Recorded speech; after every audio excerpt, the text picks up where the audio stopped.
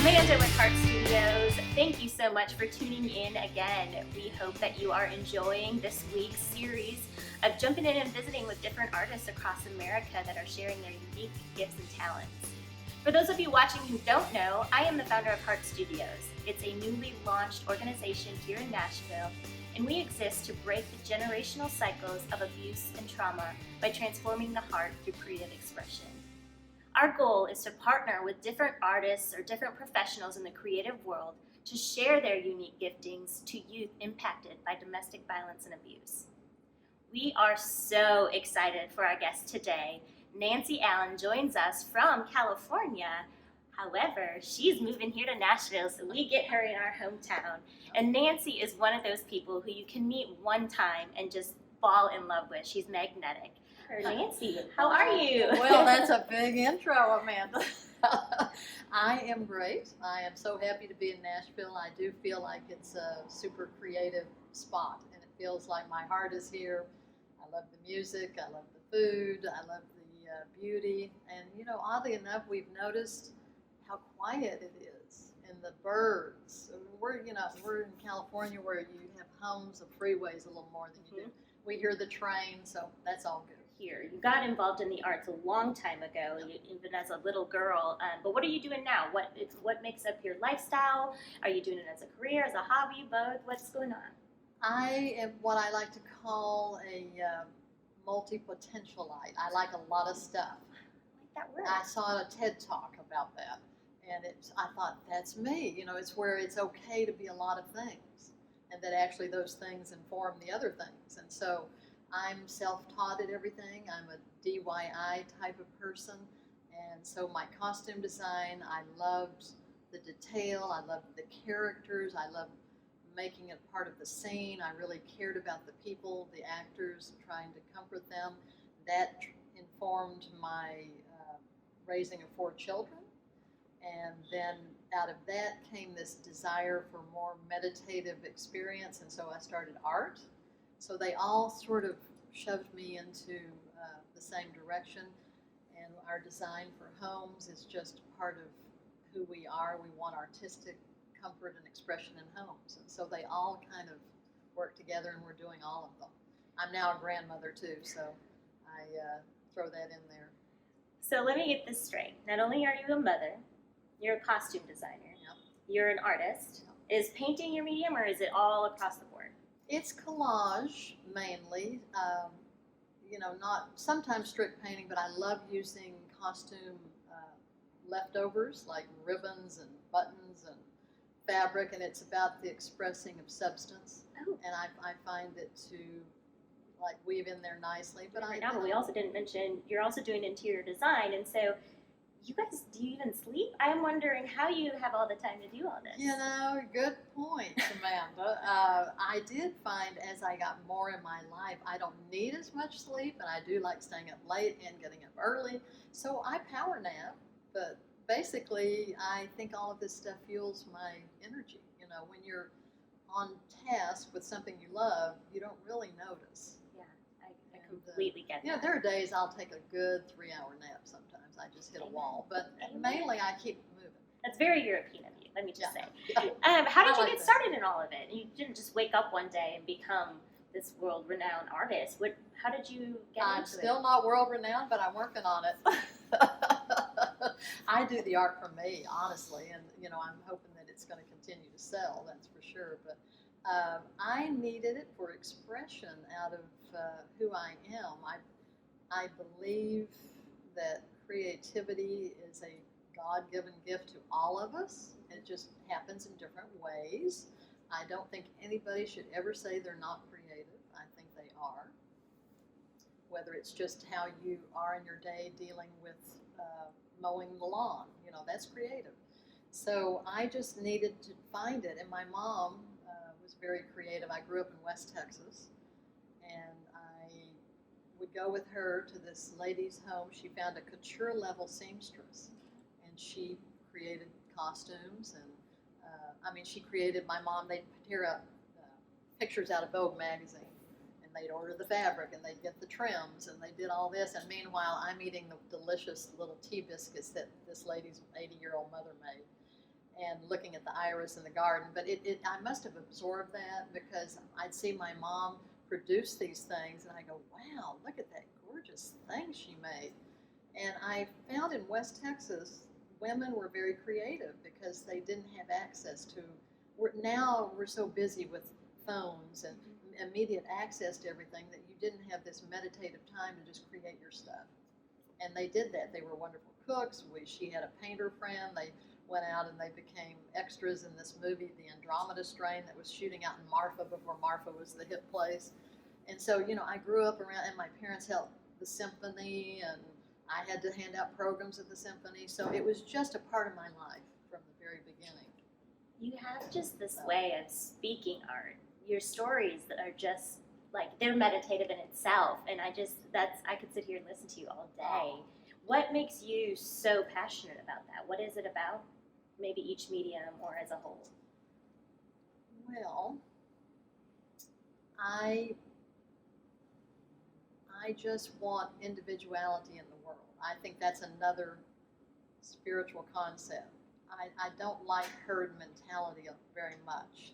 So I want us to be compassionate about each other and care for each other, but I want individual expression. And so that was important to me in the way I approached my world. I mean, I loved my childhood because I was able to, you know, because we didn't have Neiman Marcus in the backyard, we had Kmart or Hemphill Wells. We learned how to take what we had and use it uniquely or individually. And so I really loved that. So by the time I went off to Stanford University in California, or, you know, where people were like, you have an accent. I'm like, yeah, I do, but that doesn't really, you know. I went away to boarding high school in St. Louis, and so I began to see that I could carry my individuality with me wherever I went. And it was important to express it in whatever I was doing, honestly, you know, however my essays, or I used to win costume party awards, you know, because I would very often do Dolly Parton. Go Dolly. And I saw Dolly in 1974 when she was still with Porter Wagner. I was at Stanford, and she was playing in San Jose in a little auditorium, and they would let you file up on the stage, and they would sign colored headshots. And you'd say, hello, hi Dolly, hi Porter, you know, go off the stage. And then I put those pictures on my wall in my dorm, and everybody was like, are those your parents? They didn't Yes. know Dolly and Porter. Dolly is everybody's mother. And for those of you watching yes. who know me, this really speaks to my heart. Yes, well, me too. And then I have since ran into Dolly once in Fred Siegel in West Hollywood, and Namie's Beauty Supply in San Fernando. But anyway, she's you know, she's wonderful. And I like her. I think the reason I like her so much is she remains who she is. And so that's what I feel in my art. I want to inspire. That I had an abuse situation when I was a little girl. And because I was going to Sunday school and I had learned God is good. And I thought, this didn't feel like something that was defined by that. And so it happened another time. And then I thought, okay, I'm 5 years old. I don't really know what this is, but I'm going to go tell my grandfather. And so I was taken out of that situation. But the real healing around that was that I always knew I was this untouched spiritual being. And see, so my art, I want it to be about not staying in the dysfunction or staying in the problem or showing just anger or this is what the world looks like, or, you know, I want it to show the possibility of what your foundation wants to do, which is to build, you know, the capability of understanding we can always be that pure idea, that you just have to get rid of the wrong answer, you know. There's a little analogy I've heard about like a royal person was captured by gypsies and taken off and raised as a gypsy, and he thought he was a gypsy, but all along he was really the prince still. But basically, the idea is, even though I was abused, that wasn't the real me. You know, I don't have to identify myself the rest of my life as that. And, you know, I think of myself as a spiritual being. And so my art, that's what I want to express. And when I would work with actors, I was trying to help them because I realized how fragile it can be to go in front of cameras and or on stage, and I always wanted them to feel cared for, and me not more of a diva than an actor might be. I just wanted to comfort them. I wanted them to be able to express themselves, and so in my art, I try to do the same thing. I want to give a feeling of love and possibility and hope and healing. What a beautiful way to put that, and thank you for sharing that part of your past, because that is what the studio will be about. We'll be working with children anywhere from really young ages all the way up into their teens, and hoping to get to a place with them that we can touch their heart and heal them, so that that cycle doesn't continue for generations. And it sounds like you were really touched early on, and you took it upon yourself, which is huge. And I don't know that everybody has that opportunity. So we want to be that vessel for them. We want to be that outlet where they can come into the studio, and whether it be costume designing, and they're taking those sheets of fabric and sewing together a costume, or they're behind the lens and telling their story through photography or dancing. We want to have the space for them to come in, feel safe to share their story, and do so in a creative way to find that place of healing, but then maybe and hopefully take it on as a profession, because we are losing so much in society today. You nailed it on the head when you said, I want to express individuality. And what did 2020 do but bring us all inside our houses? So we were all on a device. We were all behind a screen. We were all watching screens. We couldn't interact with people. We lost that sense of individuality.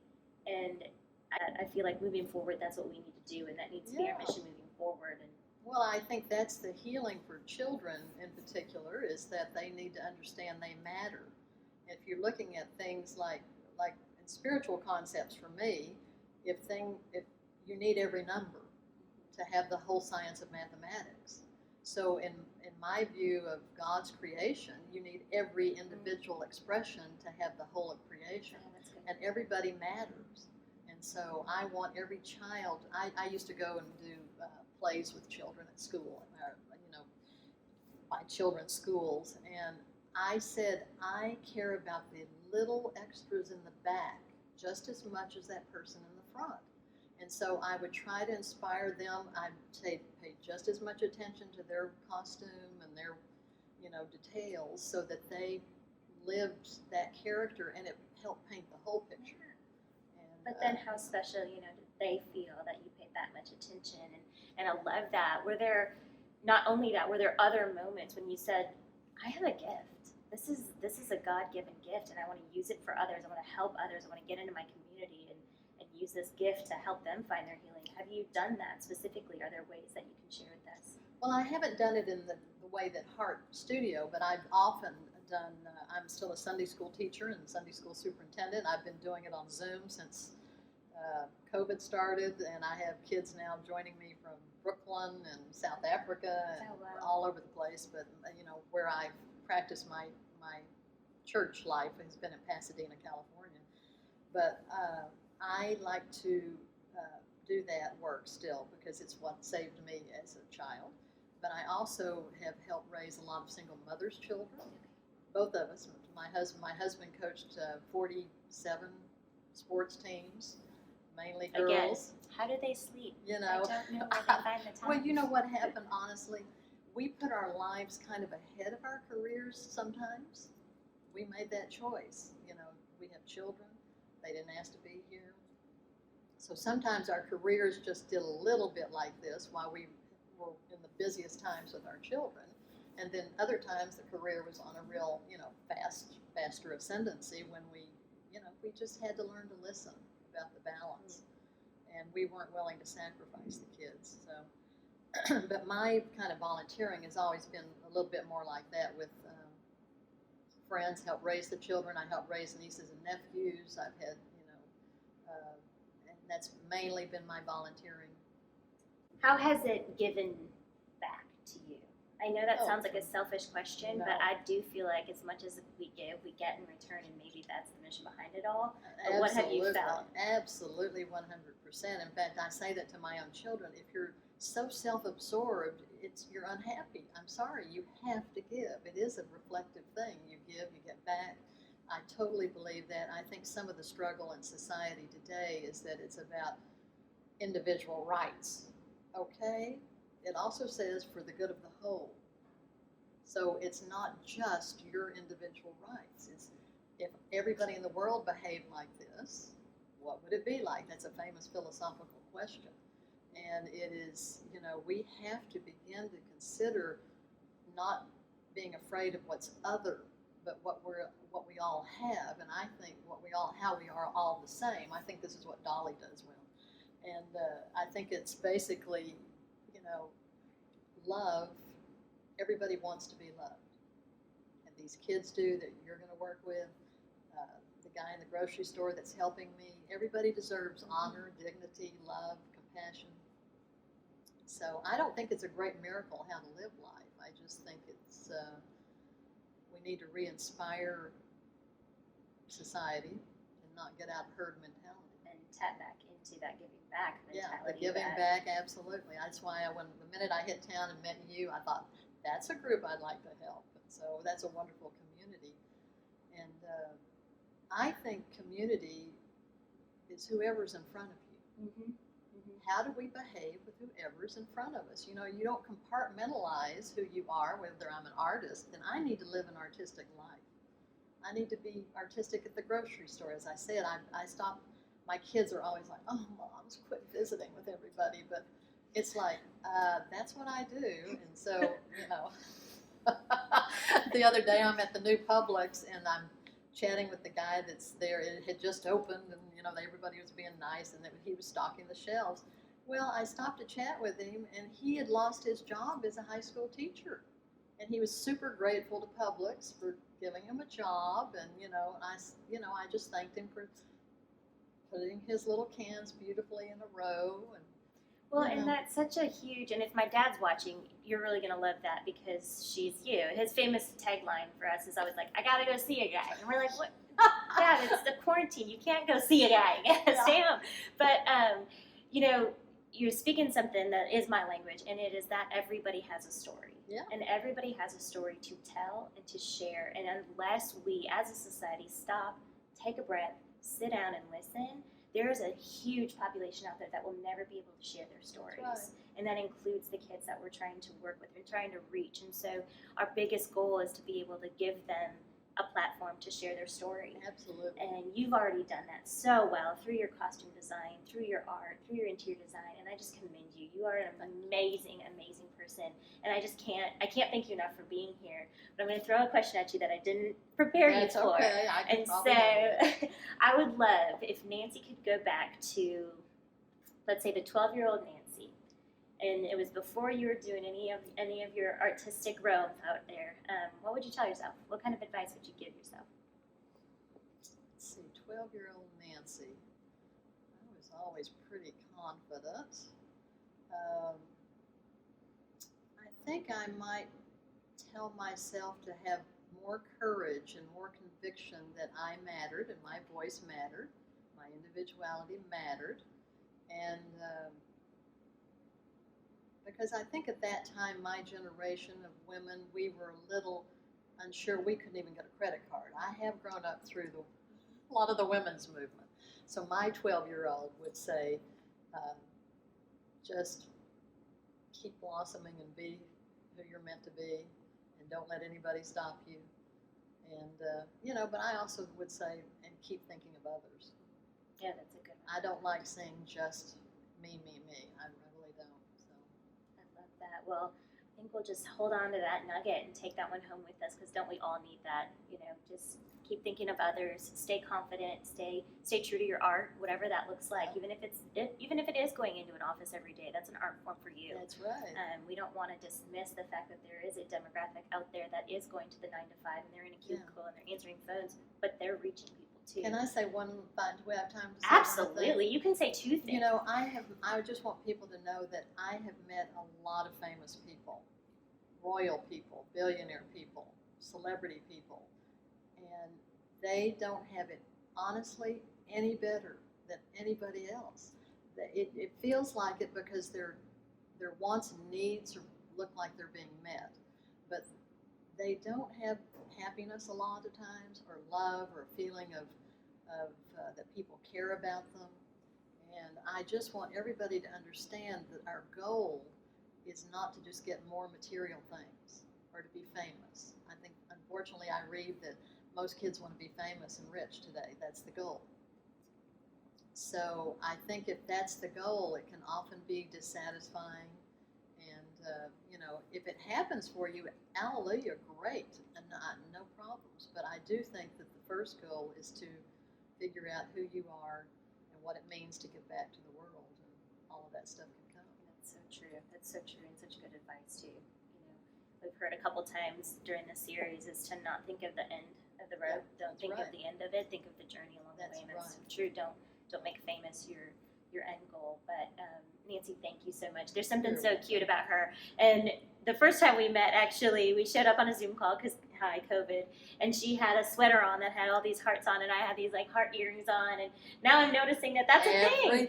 That's a thing. So if she's not a walking spokesperson for Heart Studios, I don't know who is, but I really appreciate you taking the time to be with us and sharing some of your art. We'll post a little bit about who Nancy is, where you can find her, and when they get to Nashville.